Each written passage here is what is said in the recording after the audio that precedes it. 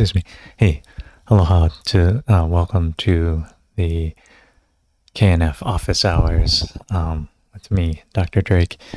Today here, January 15th, 2023, and today our reading is Darkening of the Light.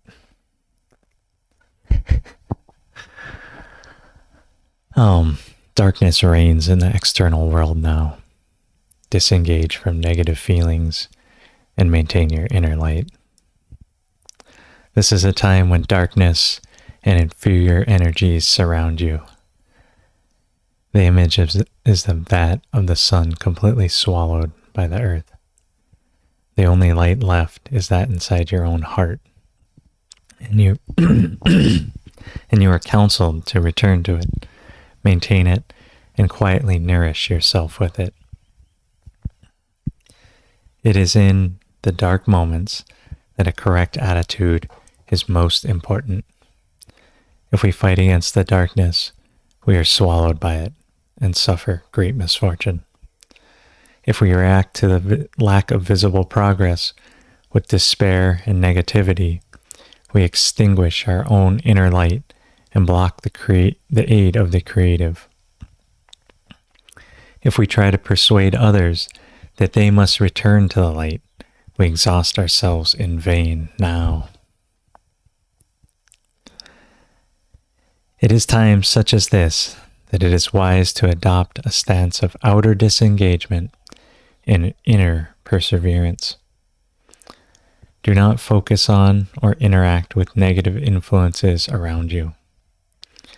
This only strengthens their grip on you. Step aside, yield, let go, allow people and events to pass without attachment. Direct your attention inside to your inner light, to your devotion to what is right, to your conversation with the higher power. Progress may be slow, but there will indeed be progress. Remember that much of the work of the higher power is hidden from us, and that we enable and assist it by remaining detached, accepting, reserved in the face of negative influences.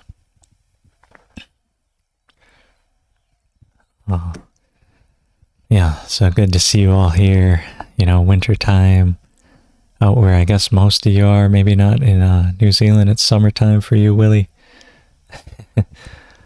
Oh, that's awesome. Yeah, aloha everyone.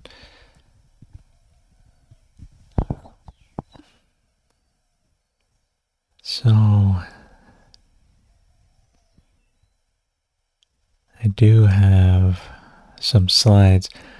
Pedro's here, and so is Ben. I don't know if they're gonna come over for the office hours. But right now on the farm, we just finished up teaching. I did a week-long course. Had 7 students here from all over the world. Good morning, Kansas. The IMO4 babies are awesome. Pedro and Ben just turned them. I think they're starting to cool down. But one thing is the farm right now, it hasn't rained for about 3 weeks or so, and any significant rain. And so right now the barn is out of water. I've been having to water the cows in the field. And so kind of having a little, like a drought here where I gotta, the plants are starting to wilt. And usually it rains here, all the time. We get 180 inches of rain a year. And right now is the wet season as well. So, but I've seen it a lot in winter go like this, where just before this it rained a whole ton, and now it's dry for 3-4 weeks in a row. And so it's pretty wild because we don't run any irrigation here besides what comes down from the the sky, the rain for us here. So having to move water, having to fill up the water tank up at the pigs, my barn, we just used a lot of water for the class to wash and clean everything. So now the pigs I need to bring 100 gallons of water up there today from the water tank using the truck and all that. So yeah, little farm update for you guys, focusing on my, inner light there, keeping my farm alive. If things here die, it's no good. And nice to have Pedro here helping out. Yesterday we were able to chainsaw a bunch of trees that were leaning over the driveway, and then bring them up and chip them. And I was thinking about, when I'm chipping these trees, if I also chip in some sugarcane stalks with it, and then inoculate it with the IMO4, and just let those kind of compost out there, and kind of in situ maybe put some fish in there, and really juice these things up. Yeah, the watering club. Yeah, Hawaii, this is, I don't know. Folks talk about climate change and all that.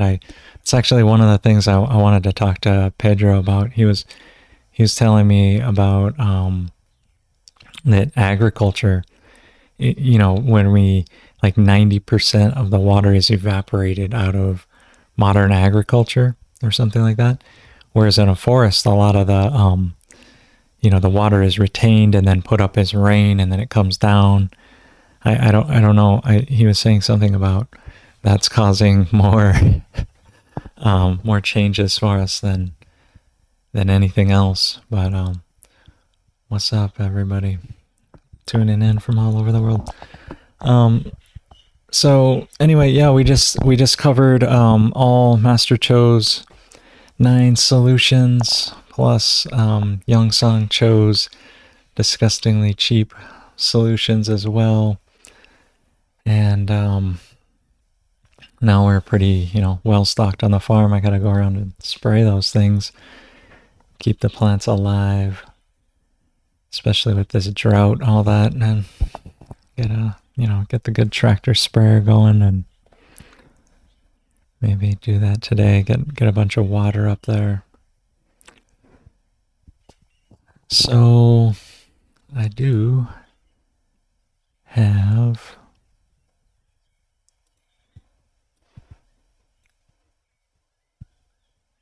hey, how's it, West Virginia?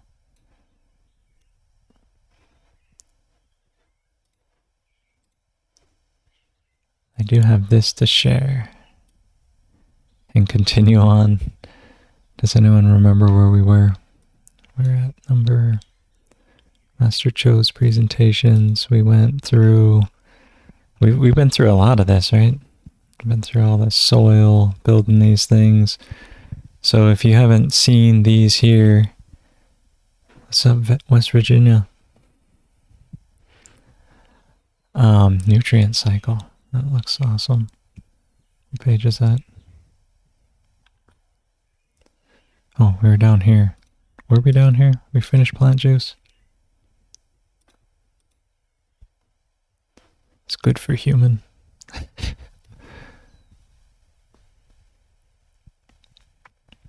25% less rain. So is it true where you're at, the world is drying out?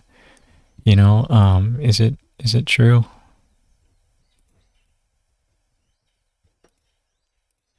Did we talk about fermented seaweed? People always ask me about fermenting seaweed. They always, hey, yeah, hey.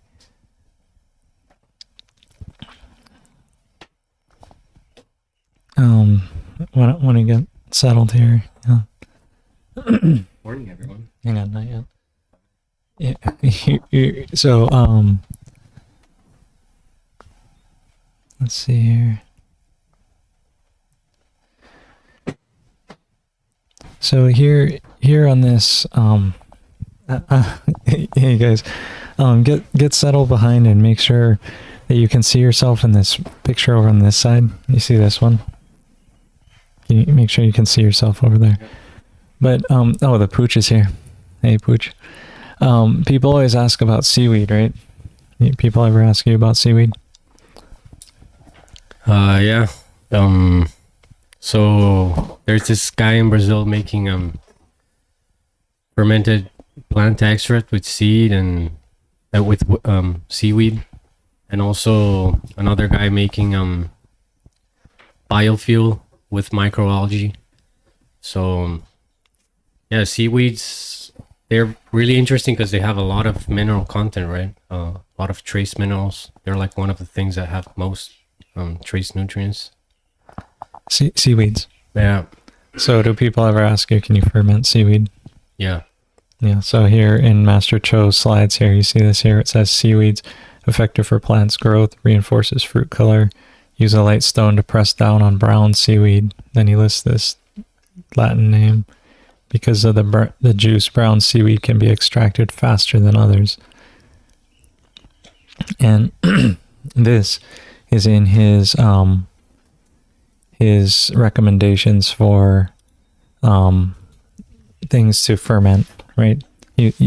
Someone was talking about kudzu. Yeah, it's an invasive vine down in the southeast part of the country. It like completely will cover a whole area of trees, killing them off. So it's really like grows very fast. So very high nitrogen, and yeah, you could use it to make a plant juice. So this is what he's showing here. It says kudzu vine. Look at this stuff just swallowing that up like that. It just swallows this thing, right? Oh yeah, definitely. I've seen it. It's like it'll turn like a whole forest into almost a statue. But it's just anybody from the southeast knows what I'm talking about. But yeah, it's will just grow and grow. They brought it over to kind of have like as a shade area for their gazebos and whatnot, and it just got completely out of control, and it's taken over complete areas of trees, and yeah. And it says here, when bamboo shoots are soaked too long, white molds may occur through abnormally fast fermentation. Do we saw that here? Can you talk about what we saw with our fermentation? So we fermented some comfrey and Mugwort. some mugwort and basil. But the comfrey fermentation got very wild. It had a lot of liquid, and the liquid pushed all the solids, and it burst out of the containers. And we saw some mold as well growing on top of it. Wasn't too much, but there was like some white mold. Oh yeah, I can attest to that. So it just kind of. Oh, yeah. When you jump into it, you can hear it roll. Yeah, you're good at this. You're very seasoned. So, but yeah, we went up to did all this with his mom. She was very nice and humble and homing. Or yeah. So and then, but yeah, the mugwort was a little bit. The basil, just the smell alone, you could literally take that and drizzle it on any of your pastas and be just absolutely delicious. So but the comfrey, yeah, just so juicy, just completely exploded out of the jars, or bubbled over out of the jars, and yeah, I could probably see the same thing happen as if I were to go back and get some of that kudzu vine and do that, just as far as like the growth. And yeah, we had some white mold on some of our ferments, right? And then we also had one that where like the comfrey exploded out through the top and just burst over, right? And then the basil and the dropwort, all those were pretty solid throughout our thing. And Be the buzz bee. yeah, hey, thank you guys. Hey, it's Brittany. Yeah, Oh, Brittany. cool. Hey, Brittany. I didn't know that was her name. Yeah, Louisiana. Raging Cajun. For expansion of all organisms. Hey. So, yeah, so I was just going through this a little bit. One thing I wanted to talk about, pass these, just so you can hear like what the difference is of just when you like if you put those on, if you talk when I talk into it versus I talk away from it and I talk into it, that shows you what folks can hear on this end. So if you understand, like anyway, so I wanted to talk a little bit with Pedro and Ben about this of this idea of drought right now, but also you were saying climate change through farming and evaporation. Can you talk to that? So I was listening to this talk from this guy called Mark Cohen, and he's like a carbon specialist, and he was talking about how we think, or we are told that climate change is because of burning fossil fuels. And what he says is that modern agriculture, it evaporates like 90% of the water it uses because it doesn't cover the soil. And so when you increase or reduce the carbon concentration in the soil by 1%, if you increase 1%, you get 144,000 liters of water that's like infiltrated in the soil. It's like the retention capacity for infiltration in the soil. And if you reduce 1%, then you got 144,000 liters less of water infiltration.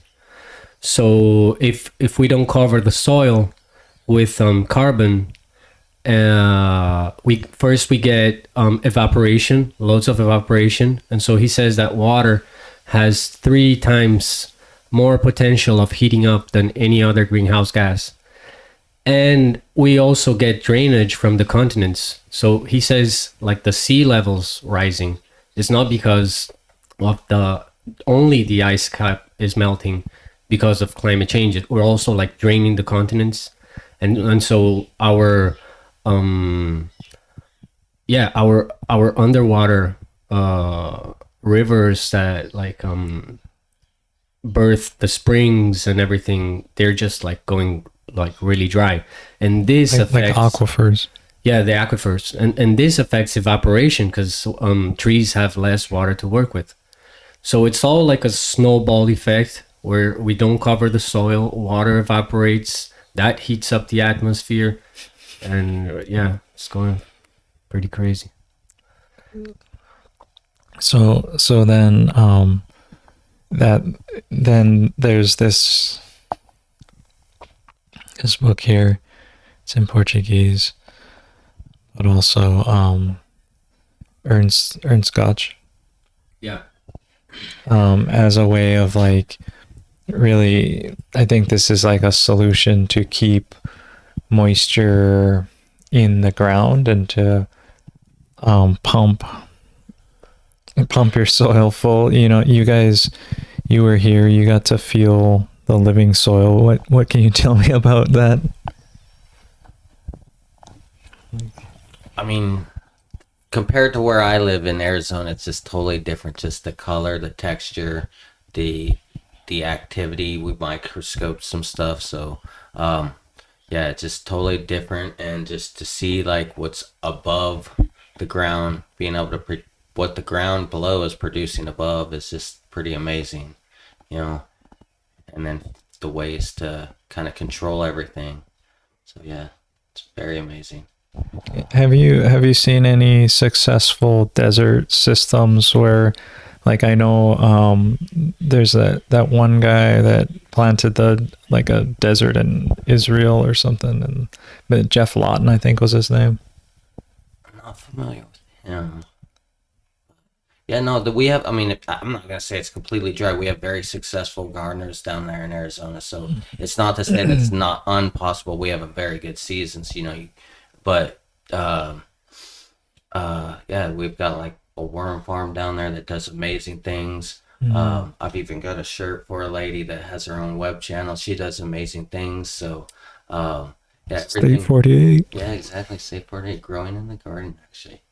So, Oh, yeah, growing if in the you're garden. ever on there, check her out. So, she does very good things. So, for like all sorts of things, raised beds. And my goal is to plant a bunch of trees. Like I said, the worm farm has this food forest that's like amazing. So, yeah, and then like trying to duplicate that in your backyard and being able to like, instead of just plant a tree and have it die in the ground, I'm trying to like, I guess, make it produce and duplicate what I see out here.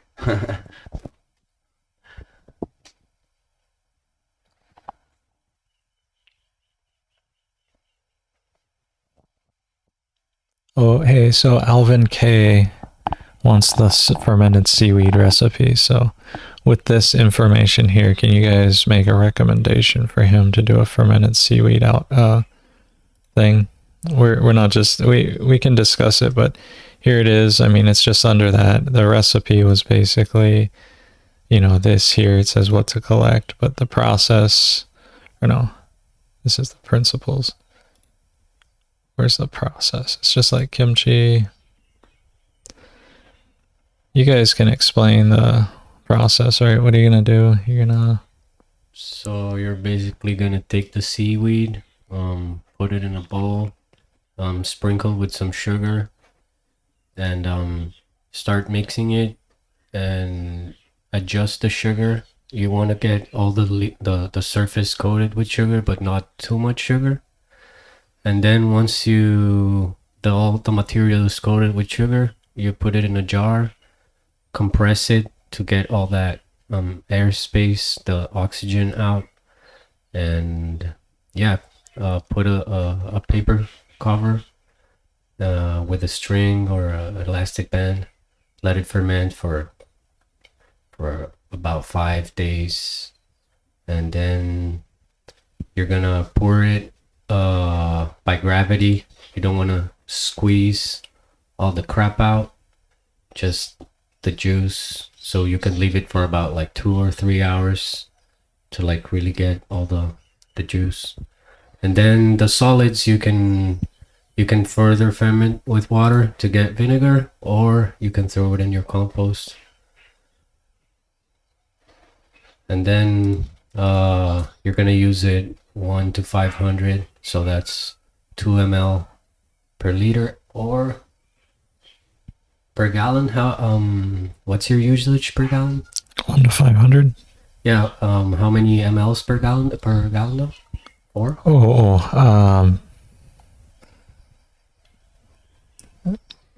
But yeah, 4.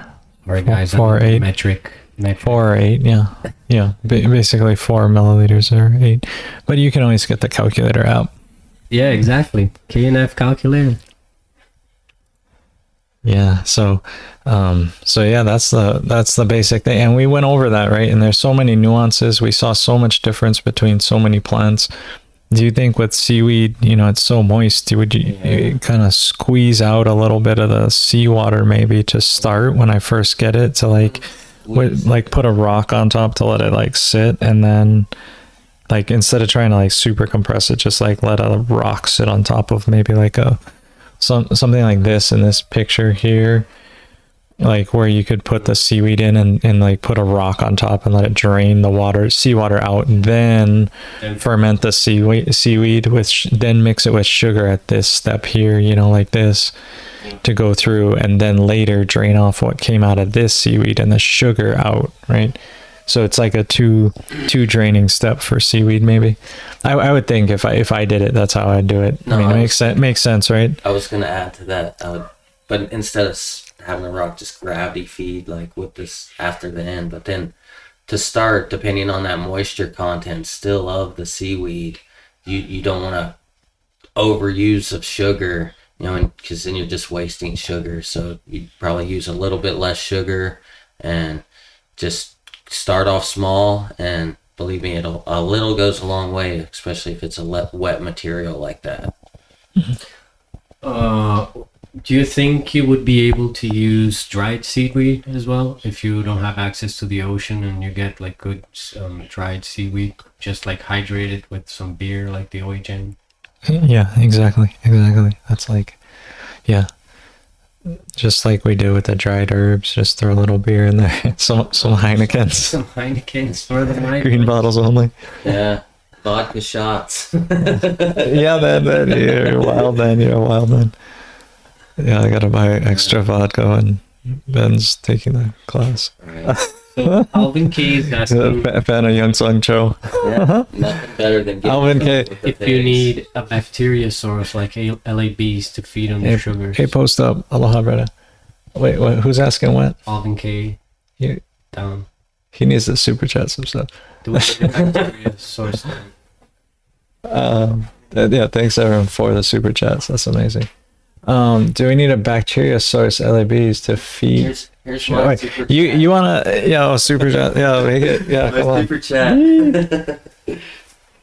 Yeah, thank you. We gotta go buy water. Get some water. We gotta get that's gas to bring gas money to get the water up to the The right answer right here. It looks like a little heart. It's a Korean heart. The pigs need The water. new the pigs need water, man. Come on, so fun water for the pigs fundraising challenge. We got to do that today. Otherwise, I don't know. We can maybe pump it out of the river or figure something out. It's gonna be wild. Okay, so you guys want to answer some of the questions here? What do we got? Some of the questions were, I don't know. Alvin was asking something about He's bacteria basically source. talking about fermented plant extract. He just doesn't. Maybe he doesn't want to buy the book. He wants to just ask us all the questions. Alvin, buy the book. The answers are there. We'll help you after that. Feed on the sugars. Let's just see. We just.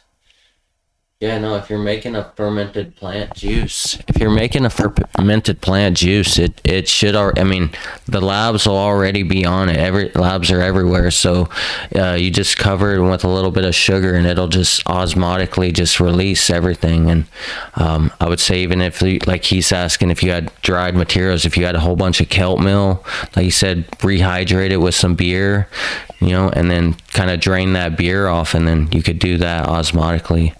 And just depending on the moisture, just still, little sugar goes a long way. What else do we got? I think it's the idea of FPEs are very interesting, the fermented plant extracts. But from what I understand, you can consider them FPJs, right? It's like a different type of extraction. Yeah. It's not like you're extracting the blood of the plant. You're extracting Some other substances and the lactobacillus are also going to The hormones and the enzymes and in your plant extraction, right? You get more than just the plant material. It's more than the NPK. It's like these intact plant compounds. Like it was saying, like giberrellins, right? Yeah. And do you know about giberrellins at all? So I was reading about this the other day. The first guy that recognized giberrellins was a Japanese master, and he found this substance produced by fungi, and they helped the seeds grow. It was like the initial like fuel for seeds to sprout, which is like giberrellin. So when you get giberrellin in the soil, the seeds like really sprout a lot better. And you have certain mycorhiza and fungi that produce this substance. I mean, my understanding is it's also in some of the fermented plant juices. Yeah. It's in, like, if you ferment the right plant, you can get a lot of this giberrellin. Yeah. Oh, Sorry, I'm like kind of on this eggshell question. Yeah. So whenever like you guys were done, I was gonna answer that. So I wouldn't say it would be a difference. I would definitely whatever the water you're using to boil those eggs, don't just waste it, save it, put it on your plants. You know, there still might be a little bit of something, enzymes or something in that, but once you save them, you'd probably want to toast them a lot longer than normal dry ones. And yeah, just put them in the pan, toast them, and at a low heat, let all that water that's maybe on like kind of soaked into the shell like evaporate, and then get all the membranes you can, like cook all the membranes away and like fan them away, and then you could still put them in the vinegar. And I mean, if anything, you might have a little bit slightly weaker then solution, but give it a try. I would say it wouldn't be a difference. I'll let Drake agree or disagree with what I said. Or Ben's the master now. Yeah. What Ben says is like under Master Cho, and you know he has a really good understanding of the why, I think, of a lot of these things, and so he's coming from that experience of like what he's learned here. And so I think that's what you said was very legit, of like, you know, people ask all these questions of different ways of preparing certain things, and you understand. Save some deviled eggs for me. Yeah. No, another reason to crack more eggs, right? Yeah, and get the eggshells and get all those and make them right. So yeah. You guys want to answer another question? Let me get Weston mentioned permaculture pairs with KNF. You got Bill Mollison's book. You got Dave Holgram's, also his work. I mean, they wrote the book together, but Dave Holgram's still alive, and he's got some really good stuff going on with permaculture. And I think, there are many like paths on the regenerative agriculture side. You got holistic management from Alan Savory, and there's also the agroforestry from Ernst Gotsch. I think we're way past the point of like choosing what we kind of like or don't like. We should just like use the whole bunch, because the earth really needs it, and our soils too. So if it's regenerative, throw it in there. Grow some mushrooms. And here in this case on the farm the other day, I'm kind of trying to practice this regenerative pasture livestock rotational management. And so we dropped 6 barrels, 30 gallons of fish, and then covered it with IMOs. And the result of that is, you can witness the change in my pasture, right? Oh yeah. Even your cow's neighbors are looking at your pasture like, that's some yum grass. I want to be in there, not here.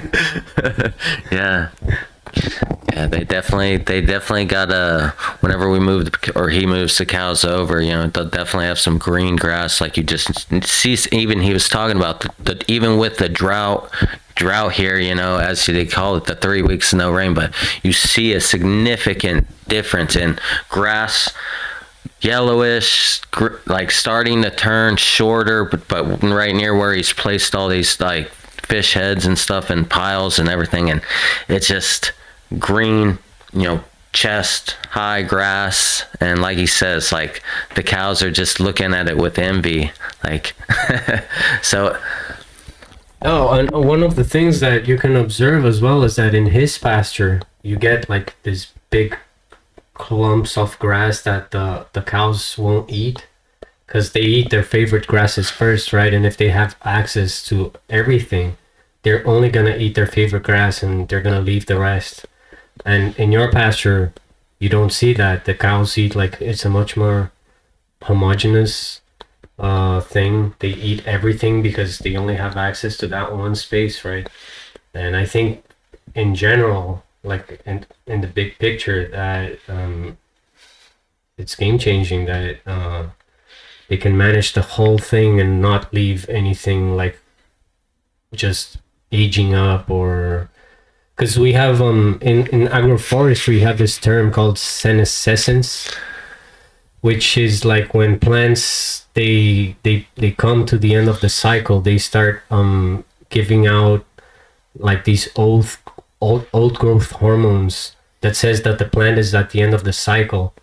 And it also changes the exudates they send in the soil. So when they're trying to grow, they send some exudates to bring like this growth hormones and microorganisms that are going to tune that. And when they are old, they send other exudates to like decomposers and root feeders that are going to end that life cycle even more efficiently. Because it's all about like the plants and the soil have this tune all the time. So the soil is helping the plant is helping the soils, the microorganisms in the soil. And so this information that plants start sending out, these hormones, they pass that information to all the system, and all the plants get this like senescence information of just old. So when we in agroforestry we prune the trees all the time, it's not about only getting mulch to the soil. It's getting these growth hormones constantly sprouting and sending that to the whole systems. Like, let's grow together. We got growth hormones pumping and pumping and pumping, and then you get lots of mulch as well. And that's what we did yesterday too. We made like ramule mulch from all these little shrubberies that we cut, and then and then we didn't put IMO in that pile, but we could have. We should, and even a fish source under that. But we're working together, like building the pastures up, and then building the sugarcane and banana plant patch up. And then around there, when it gets nice and fertile, plant in more ava and have that. So it's, I have multi-story, and every so often what I want to transform the farm to have is kind of these, he probably talks about it in this book. I can't, it's in Portuguese, but I'm sure he talks about, kind of key line putting tree rows. I'm sure it would be a suggestion. It would be in alignment with these principles that you talked about, of maximizing sunlight, maximizing, all these, there were 10 principles you talked about that are, basically like, if you're not doing these 10 principles, you're probably having a harder time regenerating the earth than if you just followed these 10 principles.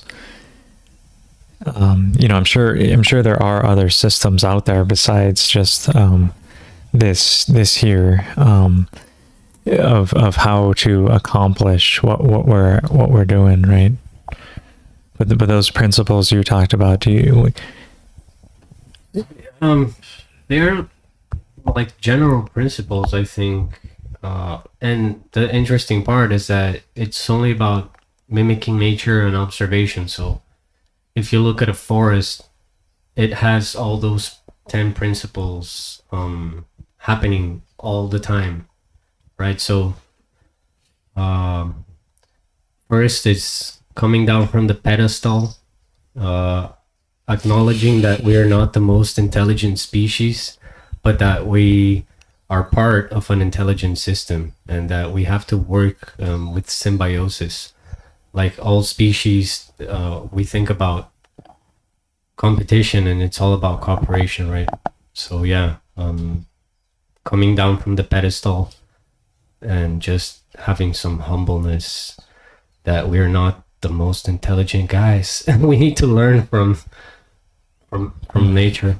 because we are part of nature. And the second one is maximizing photosynthesis. So how to harvest sunlight better. Because we have many stories and layers in the forest, and each plant likes sunlight in different levels. So we generally think, oh, this plant, all plants like sunlight in the same way, but some like more the shade, others like more sunlight, and you can have like up to 16 layers in the forest. So you have the third principle, which is diversity. We generally, when we got problems, either it's in raising animals or trees, when you lose diversity, things like start to complicate because you have less of a genetic, the genomes, they start to become less diverse, and that brings a whole lot of problems. So then you have density, which is like when nature it throws like a tree throws seeds. It doesn't throw like one or two, it throws hundreds and thousands of seeds. So we need density as well as diversity. Not monoculture, like one species, and not like having too much of or just like a lot of species but no density. You need both principles, they work together. And then we got operation, which is understanding that we are working in a community and a whole ecosystem. And then we have I can't remember all of those by head. Abundance is the principle. So when you're following all these principles, you have abundance in the end. Lots of food for everybody, and for all the animals, and for the fungi in the soil and the bacteria. Everybody's happy. We got stratification, which is all the layers in the forest. So when you have a stratified forest, everybody's in their own level or layer that they really like to enjoy. So yeah, I don't know if I mentioned all the 10 principles, but I can send Drake a sheet and he'll post that in the community. Yeah, and the most important part is to grow good, valuable things like coffee in the understory. Yeah, for sure, and cacao. Yeah. Get your pile techs on point, so that way your tree roots don't get cupped in the soil and all that. So no. If you're in Brazil, look up Pedro. Teach you a lot. So, but then I had like some letter. I was looking at some of these more questions. Thank you, Willie. Rock on. One master to another. So I'm not sure about breakdown of seashells. I mean, I know you can try oyster shell flour, and that could work out. So I mean, I'm certain maybe some seashells maybe have a little bit of chitin, with the crab shells and stuff like that. So I'm not sure about. I mean, I don't live near the ocean, but so I don't have access to many seashells. So let's see about it. We got Daniel in the room. Where we man. I want to be like you when I grow up, dude. So what else do we got? Daniel from Ching. Ishmael Forest Farming is Daniel. Yeah. Your neighbor. Aloha. Aloha, Daniel. Yeah, so one good thing is, here in the this office hour, a bunch of students have taken the class now, and I'm tuning in and helping each other kind of in this session of getting to know each other. It's pretty awesome to see. Sometimes Thomas is here from Florida and he has different advice, and someone that's like you've taken this class, you kind of know more about the whys of things, and you're a little more wise. That's kind of funny, not wordplay. Not to like big you guys up or anything, but it's nice that I feel like you guys going out now to be teachers and instructors after being here and learning, and just doing it yourself, and really like the quality of the IMO pile that you guys turned and everything. So you want to talk a little bit about that process over the week and 3 to 4 and all this?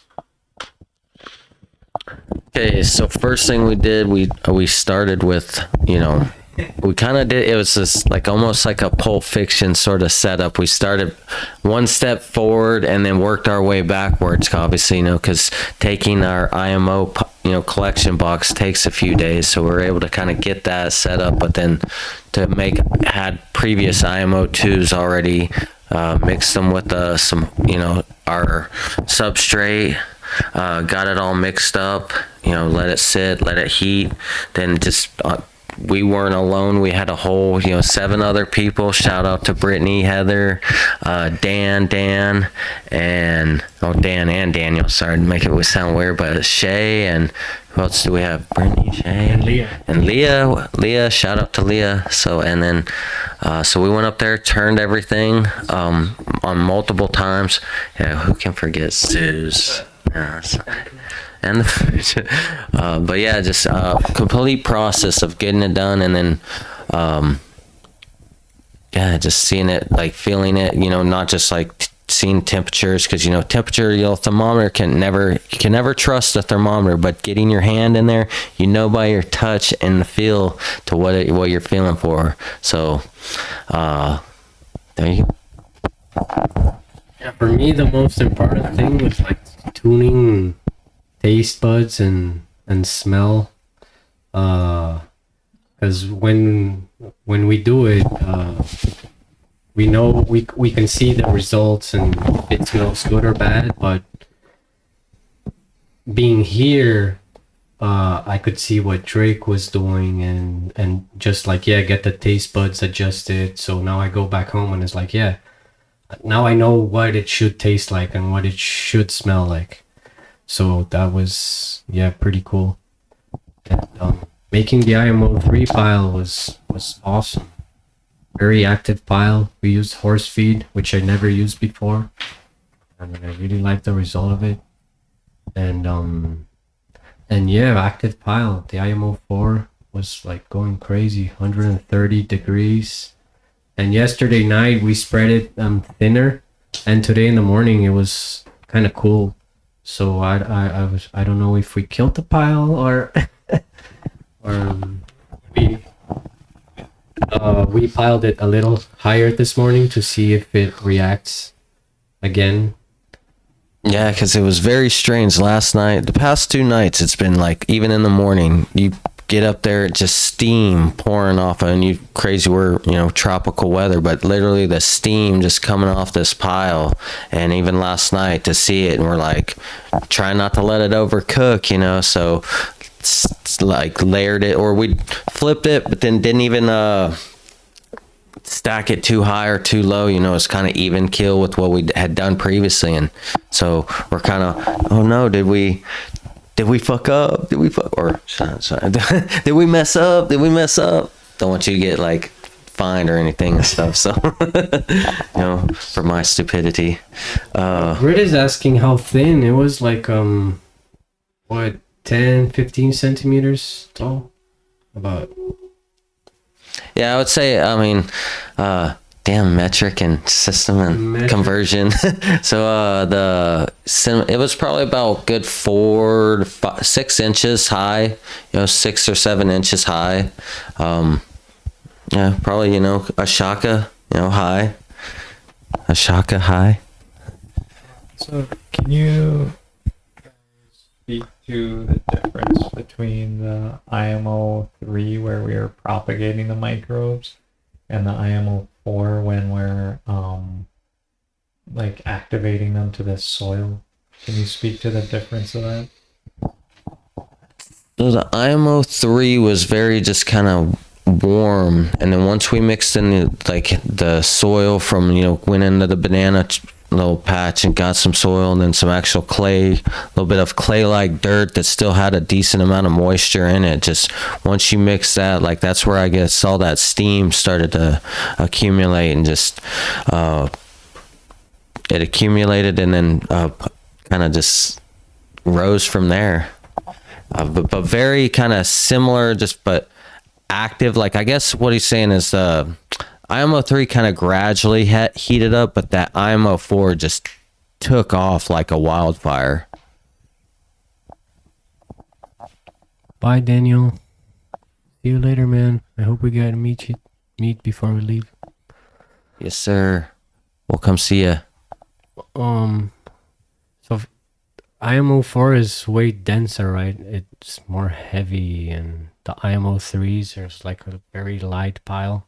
Also, the smell is very different. Like IMO3 smells like bread, like beer, spent grains, and IMO4 is yeah, well, it's got the soil, so it has a earthy smell to it, but also more moldy. Like yeah, it's like if you already got lots of fungi in there. As of IMO3, it smells much more like yeast than fungi. I mean, at the end of IMO3, you get like this moldy smell already, right? Because you know all the fungi are growing in the pile. One thing is we didn't 100% finish out our IMO3 either. We kind of went a little bit early before it completely finished out. Yeah. Yeah, and to me, it's the IMO4 smelled kind of fishy. I don't know if that's from the ammonia it's releasing or just because we added fuel. Or we had some barn cats. Might have thought it was a litter box. So keep your barn cats away from your IMO pile, you know. So, but they're sweet kitties. They're doing a good job up there with the mice. So they do a good deed. But our IMO pile might have, you know, had a little compromise from them. So Karen, you kitty. But yeah, you definitely get a different smell. That brewer's yeast of the IMO3, just like almost like you just finished. You walked into a brewery or something, so it's just that very like bread smell. And then here you just get kind of a more of a just that soil smell. I mean, if you like smelt it up to when you're standing there, if you're far away, if you get a really pungent ammonia or something smell, then you'll kind of want to be somewhere like aware, but it's only when you get your nose right up into it, you know. But it's just that got that almost a fertile smell to it and texture to it. So, but yeah, you just got to be careful. It just shot up in heat, and if you're not careful and not to say it wasn't warm here, it cooled down pretty decently, got chilly at night. So it's definitely like very, very volatile when it's in that stage. So what was the difference in the heat profile? Like turning frequency, you guys have been turning it. Oh yeah, we had to turn it very frequently, kind of get more aeration into it, because of that clay-like texture, and it had still had some moisture in it. So trying to get it to break up and get all of the soil to be completely aerated, and kind of get some of that steam and moisture out of it, so it doesn't get kind of locked in there and build like a hot spots. So, and then you did have once it started to get hot, you had you were literally hot spots. You would put your thermometer, it'd be cool, but then you put your hand over here, it'd be, oh my God, this is warm. And so you really have to kind of get it fully turned and fully flipped, and not just go assume that, oh, I did a good job, but get your hand in there and feel kind of all around, because you'll have kind of multiple different hot spots and multiple different cool spots. I don't know if it's only my perception, but I feel like the IMO3, since it's a lighter material, it heats up faster, and they don't have that. It's not very hard for them to heat it up. So we kind of in general, we turned it more, the IMO3 pile. It's like that. It had to be 3 or 4 times a day, and sometimes we even turned it twice. But the IMO4, since it's a denser material and it probably the soil holds more this heat, it's harder to cool it down. It like the temperatures, it holds more, right? And the IMO3 so light, you just turn it and it cools off like pretty fast. It's like easy to keep it under the 120. And the IMO4, I don't know, we got temperatures like 130, and even after turning it one time, it would still be like steaming hot. Yeah, so we actually, while we were turning it, we turned it multiple times, right? Yeah. Went to the pile and said we turned it from one place to the other. Waited a few minutes. I stuck my hand kind of deep into the pile there, and just kind of waited for a minute or two, and it became so hot that like I wanted to get my hand out, and I'm like, okay, well, why would I walk away from this pile right now when it's already so hot in this core of my hand doesn't want to stay in here, versus turning it again. So it's like a hot tub, like a warm hot tub, not where it's like completely cooled off, but like turning it so it's like, okay, I got some relief again, versus, after I'm done turning it, I put my hand in, it's like still burning my fingertips. I'm like, okay, well, why would I walk away from this pile? So turning it a couple times as IMO4 was important for us, right? Versus the 3, it's like we just turned it once, and it's like it wasn't like heating, like where you stick your hand in it and reheat. But it's also a little less volume, but like you saying, the dirt holds the heat better, and the density, like it's more of like there's more metal in it.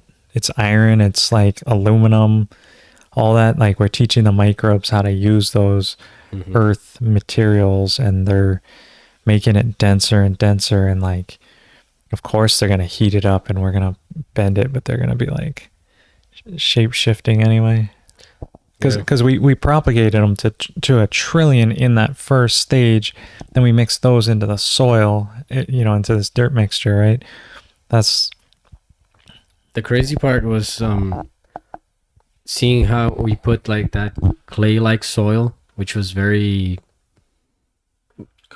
compact and even like very wet, like drenched, and now it's all very fluctuated and like so fluffy.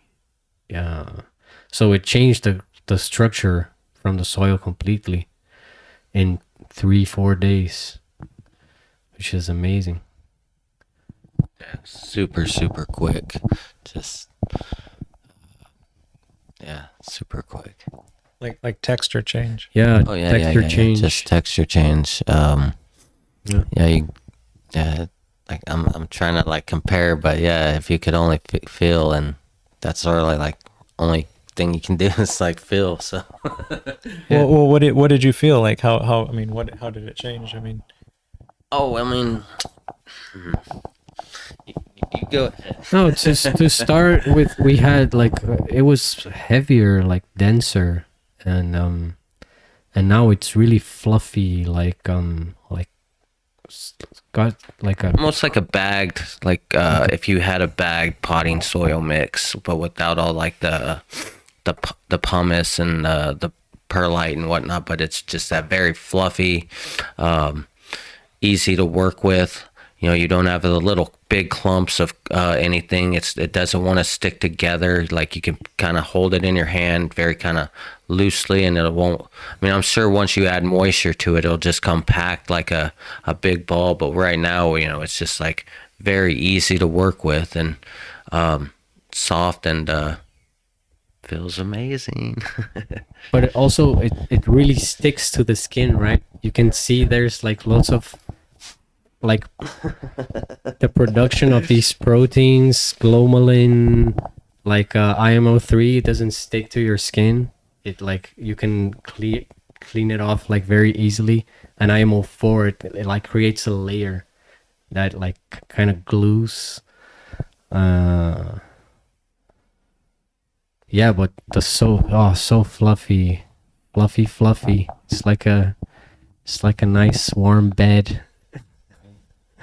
And it started off as just clay like dirt and and half pretty good field soil, right? Under my bananas. Yeah, that soil was very awesome. decent field soil, but the pit dirt was just like, I mean, if you imagine just any red dirt that just is hard packed and just and it just, when you throw it, just breaks up into bigger clumps, almost like if you look at a mud, like a dry lake, it cracks and stuff. So that's literally what it was. So it's like nothing would ever, I mean, things will grow out of it very, very terribly. So, but to see it from that to turn to that is like, Where we took the soil, only fern was growing on it, nothing else. Fern and grass. Bad grass, but mostly fern. Like only the fern can tolerate that. Like I don't know if it doesn't have any oxygen in it, but and the high iron content, like he was saying, high aluminum. So there's this lady in Brazil, she's called Ana Primavesi. She's a soil scientist, doctor. She died 3 or 4 years ago at 99 years old. She's from Austria, and she has this small book that's talks about indicators, plant indicators, and she could identify many of these from like studying the soil and the minerals in the soil and what plants like grow on those conditions. So fern and some types of ferns, she says it has a lot of aluminum content available. And when the aluminum is like super available, you don't have phosphorus.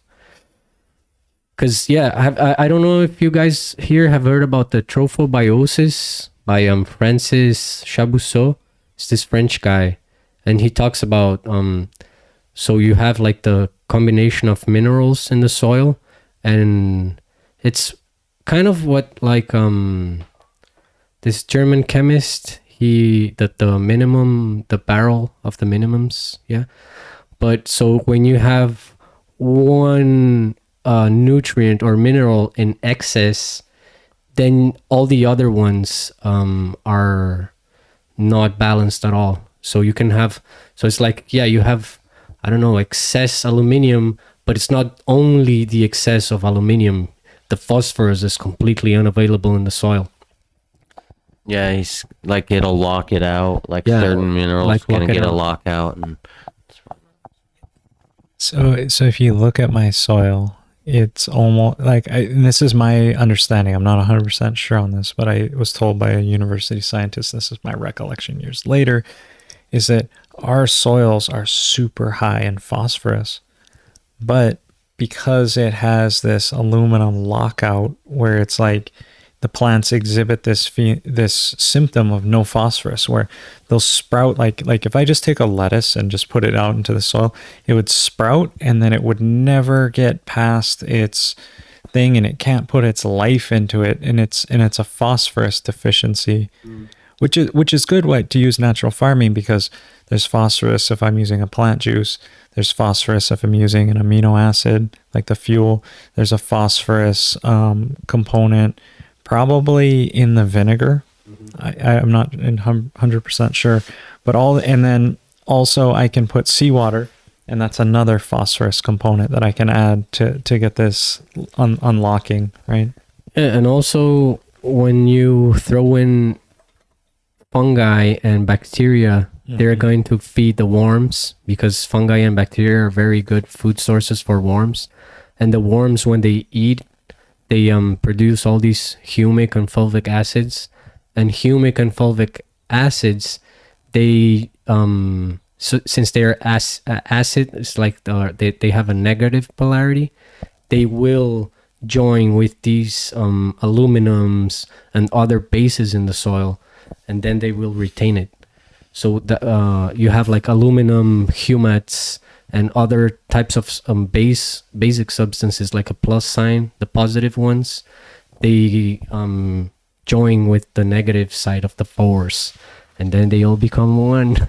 So that's the one way to you throw in IMOs, and then that aluminum content is gonna become unavailable because of the humic acids, and then you have phosphorus available again. Yeah. So these microbes are like chemists like geochemists altering the soil properties to tie up things, to make other things available, to make the nutrients flow, to make life come back to life.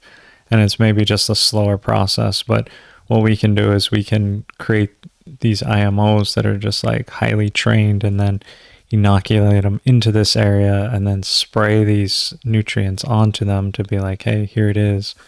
And then these microbial geochemists somehow balance our soil, which in a way we didn't know how to, but we just sprayed these natural components like a fish extract, a plant extract, a eggshell extract, a bone extract, biochar itself.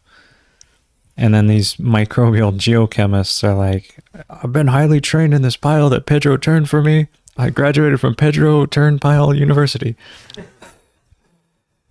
I got an A+. It's one of the best universities in the entire galaxy. Go to work. Yeah, like I promise you, I've been highly trained. So anyway, just to let you guys know, we're over a little bit on our office hour. If you guys want to continue a little bonus, maybe I wanted to hear from both of you. I just as a question to answer.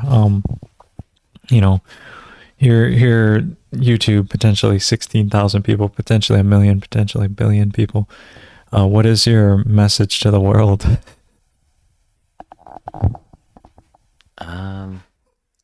What? I feel like God. Go ahead. I'm gonna quote you on this one. Yeah, I think let nothing stop you from growing, guys. There might be many difficult situations and droughts in life in general, but we gotta stick to the why and not the house.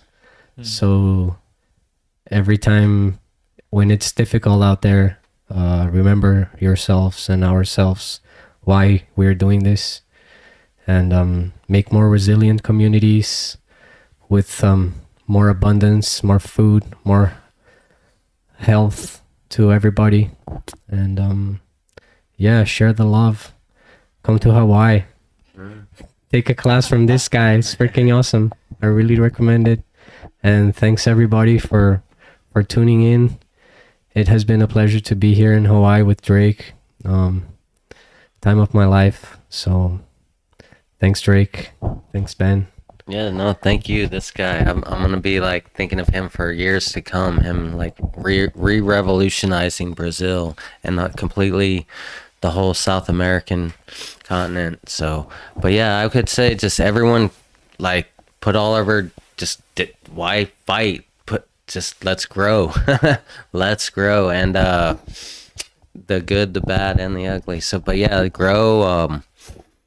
If you're in Nova Scotia, go get some Lunenburg wine from the winery up there, from Dan and Heather.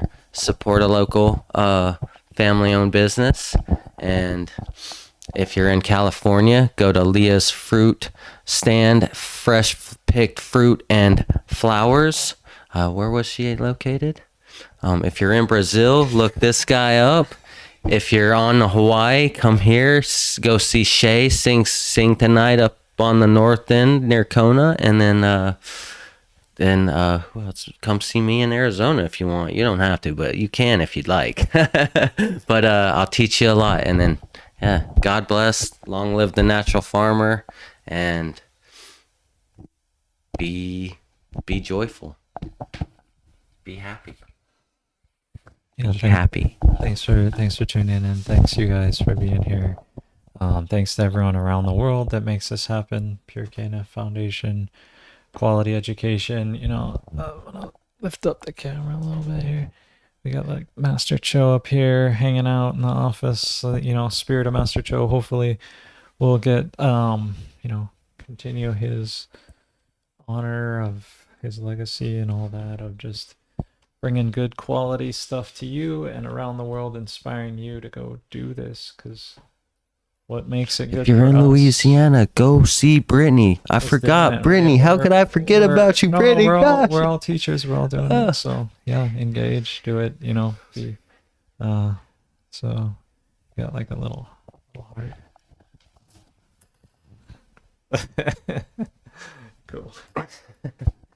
Aloha.